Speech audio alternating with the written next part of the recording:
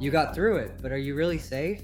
The breach happened, the incident response team came in, the systems came back online, the notifications went out, and now, a few weeks later, your IT team has declared you recovered. We are here to tell you something uncomfortable. In our experience, auditing companies after a cyber attack, recovered and secure are two completely different things. And most businesses that think they are in the clear are not. According to IBM's Cost of a Data Breach report, only 12% of breached organizations were able to fully recover from a breach. And for those that did, full recovery took more than 100 days on average. Today, we are going to walk you through the 5 things we find most often when we audit a company after a breach. Every single one of these has been found in real post-breach audits, and every single one creates the conditions for a second incident. Finding one, the attacker is still inside. This is the one that stops business owners cold when we tell them. Before an attacker makes any noise, they spend weeks, sometimes months, making themselves at home in your environment. They create hidden accounts. They install remote access tools designed to blend in with normal traffic. They establish what security professionals call persistence. According to IBM, the average time between an attacker first entering a system and a business discovering the breach is 194 days. That is more than 6 months. So when the breach is discovered and the incident response begins, the company is fighting a visible attack, but the attacker has already left themselves a backdoor that the response team may not find.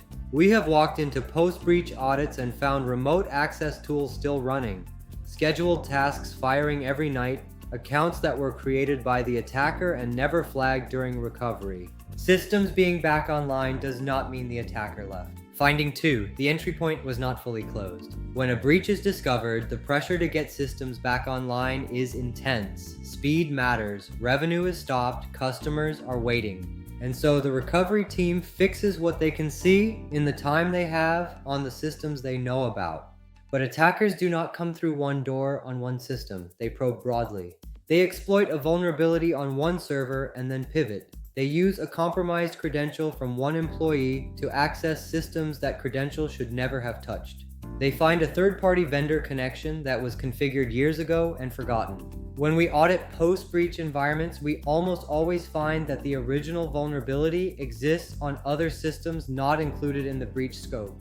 Credentials were reset for some accounts, but not all. A patch was applied to some servers, but not the ones running legacy software. The door that let the attacker in is often still there, it just moved.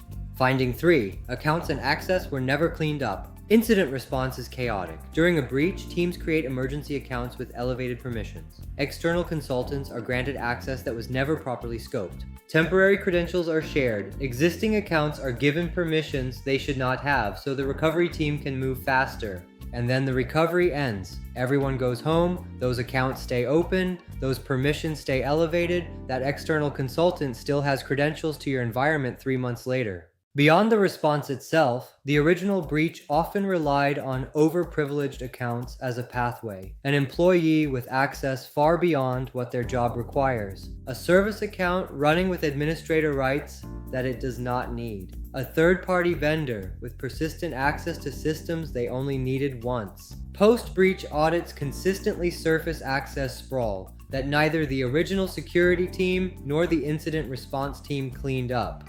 Finding 4, the scope was wider than anyone knew. Most companies, when they assess a breach, define a scope. These are the systems that were compromised. This is the data that was exposed. This is what we need to disclose. That scope is almost always too narrow. According to IBM, 40% of breaches in 2024 involved data stored across multiple environments, including cloud, on-premise, and other locations. Many organizations do not have a complete map of where their sensitive data lives. Attackers know this. They go looking in the places nobody is watching. A cloud storage bucket with weak permissions. An old file share from a system migration years ago. A backup server that was not included in the monitoring scope because it was assumed to be offline. When we audit post-breach environments, we find data in locations the company did not know existed, data that was likely accessed. Data that may have been exfiltrated. That is a legal exposure problem on top of a security problem. Finding 5. Recovery introduced new vulnerabilities. Speed is the enemy of security. When a business is down, every hour costs money, and so the pressure during recovery is to move fast, get people working again. But recovery done in a hurry creates problems that did not exist before the breach. Backups are restored without being verified as clean. Systems are rebuilt using the same configurations that made them vulnerable. Some businesses restore from backups that were already compromised before the backup was made. They spend days recovering only to bring the attacker back in with them. We also see compliance gaps created by the recovery itself. Encryption standards not reapplied. Logging disabled and never turned back on. Patch levels rolled back. A post-breach audit looks at what existed before, what was exploited, and what the recovery introduced. Without that third lens, you might think you are secure when you've just created a new attack surface. 5 findings. Every single one of them is something we see consistently in post-breach audits. The common thread is a focus on the immediate attack and getting back to business. But neither the internal team nor the responder is positioned to look at the full environment with fresh eyes. That is what an independent post-breach audit does. It is not a judgment on your IT team. It is the objective, external view that no internal team can provide on their own environment, especially after the stress of an active incident. And here is the part that matters most. 60% of small businesses that experience a significant cyber attack go out of business within 6 months. The ones that survive are not the ones that got lucky. They are the ones that verified their recovery before the attacker got a second chance.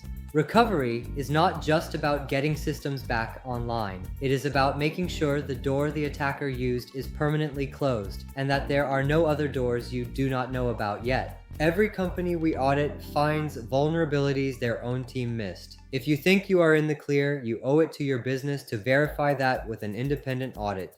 Click the link below or visit our website to book a consultation. Let us take a look before someone else does.